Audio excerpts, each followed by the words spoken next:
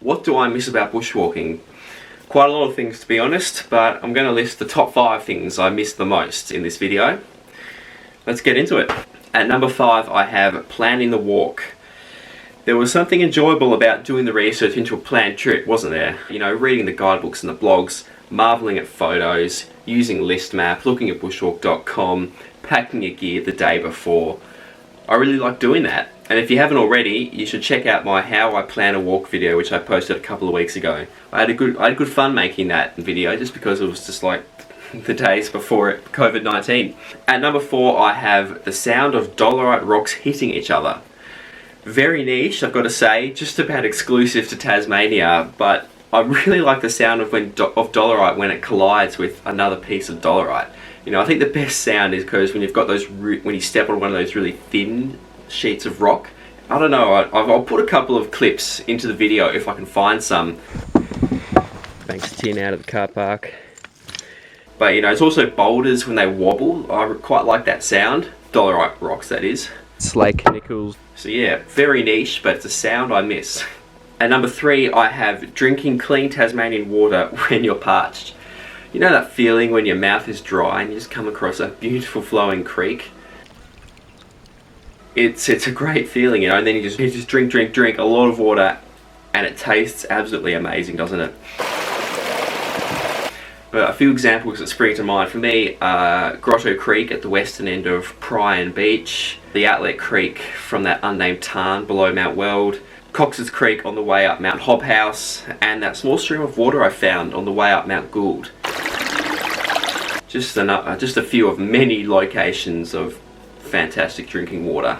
And number 2, I have the lure of a summit. This is that feeling you get as you approach the top of a mountain, you know, when part of you just doesn't want to stop moving until you get to the summit.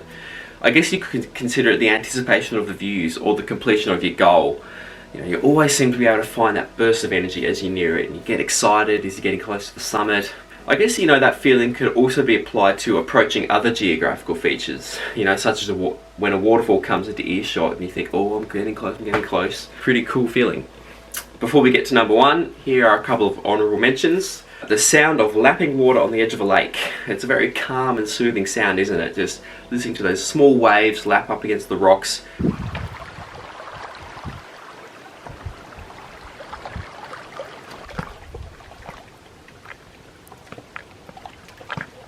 It's a very peaceful setting. The sound of rain on the tent.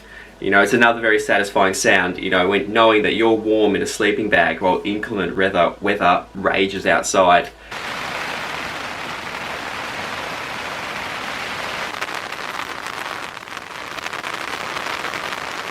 There's a downside to it though, and that's knowing you're going to have to pack up a wet tent the next day. And the number 1 thing I miss about bushwalking is the tranquility of a location.